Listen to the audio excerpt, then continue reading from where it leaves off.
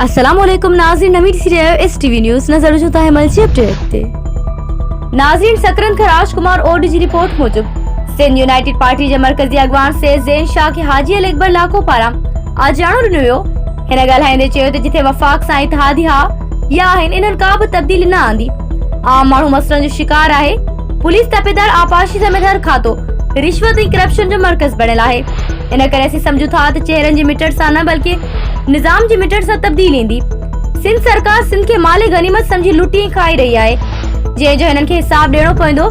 आजियाणी के खैर मोहम्मद लाखो, काज़ी जावेद सनाई, गुलाम मुस्तफ़ा केरियो, मुजीब माछी सरमद सिंधी पिण ख़िताब कयो। इन मौके ते आयल मेहमाननि ऐं मेज़बाननि पारां सईद ज़ैन शाह खे अजरकनि ऐं गुलनि जा तोहफ़ा पेश कया विया। आख़िर में सईद ज़ैन शाह जी 55 जनम ॾींहं जो केक पिण कटियो वियो।